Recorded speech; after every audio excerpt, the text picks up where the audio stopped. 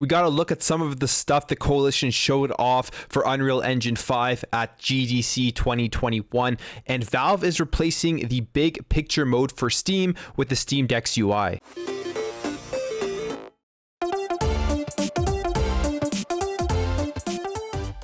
So yesterday, the Coalition had their GDC 2021 demo showing off Alpha Point, which is kind of their Unreal Engine 5 thing. And it was just a quick demo. The actual video for it is not public, but I'm assuming the whole thing will be out eventually. But it was pretty much what we've already seen from this screenshot, which is like this crumbling ruins theme with this floating diamond thing. And they just kind of showed off what could possibly be done with Unreal Engine 5 and just how good the graphics can be. So the Coalition's technical director, Kate Rayner, said that the Unreal Engine 5 game development is still really early, but the demo was actually just a good opportunity to show what Microsoft can do with the Coalition and how they can collaborate with Epic in order to optimize Unreal Engine 5 for Xbox. Now, Alpha Point initially was done with Unreal Engine 4, but obviously because of how advanced it is, how great it looks, it chugged in that editor, and then they finished it off with Unreal Engine 5, and they were able to use way more assets in the demo. So they say here most assets in the demo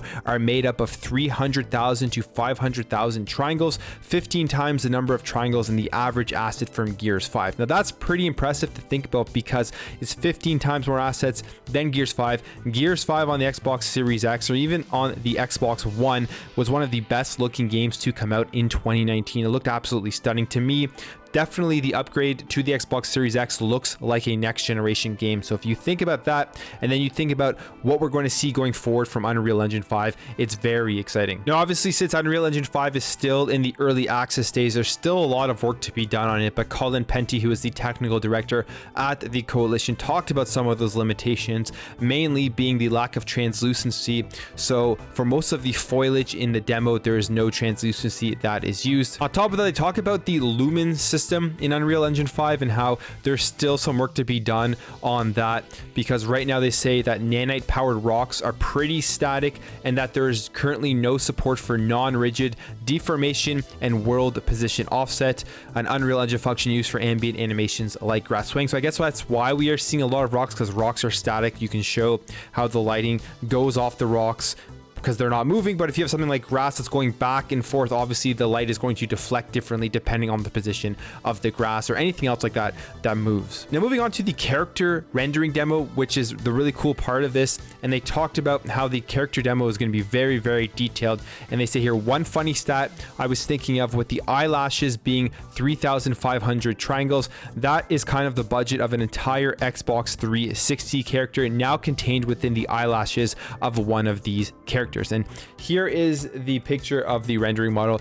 Obviously the picture of the character looks super detailed. You really see every strain of hair on his beard, on his head, his eyelashes, his eyebrows, all that kind of stuff. And then here just the stats of the amount of triangles that are used with rendering this character. With all this being said, the biggest takeaway about Unreal Engine 5 is that games are going to look incredible on the Xbox Series X and S consoles once this engine gets optimized for the Xboxes and once the developers start to use it. Now, if we're looking at the comparison of specs for Alpha Point, it runs at 46 frames per second on the Xbox Series X at a 4K display resolution, and they say it's a display resolution because the actual render resolution was set at 50% or higher and upscaled to 4K using Epic's temporal super resolution, which is kind of like a DLSS solution where you're going to be able to upscale games to output at 4K but keeping frames steady. And they say that you could get 46 frames per second rendering at 1440p but not 4K with a PC hardware that's comparable to the Xbox Series X. And as I said, temporal super resolution increases resolutions, keeping the quality, and you're going to be able to hopefully get an image that was rendered in 1080p, they say here, and then blown up to 4K, or 1440p and blown up to 4K. And one of the big reasons why this stuff is utilized, and we always talk about this with the Xbox Series X and the PlayStation 5 when we look at 4K 60 frames per second, is that even the highest end GPUs struggle to render some scenes directly in 4K, and that's just the matter of where we are right now. So when you're seeing games optimized well for the Xbox Series X running in 4K at 60 frames per second in ray tracing, it is pretty impressive, especially with the fact that like a highest end GPU sometimes struggles at some of this stuff. But then again, that's where all of these great solutions like the Fidelity FX Super Resolution, the Unreal Engine 5 Temporal Super Resolution, and even DLSS with the NVIDIA's graphics cards are going to be so important going through this next generation of gaming. But yeah, hopefully they have a video up on this soon going over the entire thing. I'm sure it'll be great to watch. I'm not the most technical with all of this kind of stuff. It does interest me, but I may not be the best person at explaining what it all means, but at the end of the day, it just seems like Unreal Engine 5 is going to be incredible once it gets optimized for the Xboxes, and I just can't wait to see what the Coalition does and what other Xbox studios are going to be able to do with it. Now, moving on here to the Steam Deck. Now, the Steam Deck is something that just got announced. I pre-ordered it. I'm very excited about it. I'm probably going to do more content talking about it as more news comes out, and definitely will be showing off once I get my Steam Deck. So I wanted to talk about this, and it is with the fact that the big picture mode within Steam, which is when you kind of connect Steam to your big screen TV, there's a different mode than when you're playing on your PC. It is going to be replaced with the Steam Deck UI. So the big picture mode was based off of their Steam OS, and now they have upgraded to Steam OS 3.0 that's going to be coming with Steam Deck.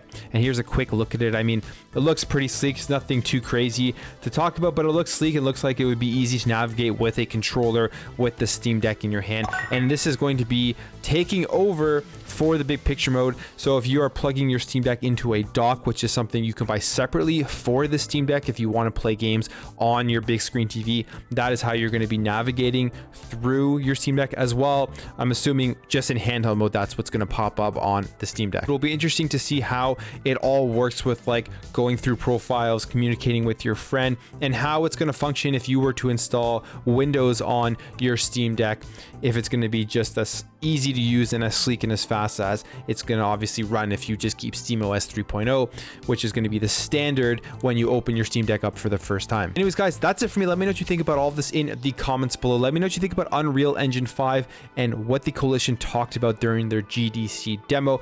And let me know if you are excited like me for Steam Deck and what you think about them getting rid of the big picture mode and going over to SteamOS 3.0. If you enjoyed this video, make sure to hit that thumbs up button. If you're new here and you like what you see throughout this video, I'd really appreciate you hitting that subscribe button to help this channel grow and help grow this community so we can have great conversations in the comments below. Thank you again for watching. Thank you for your support, and I'll catch you in the next video.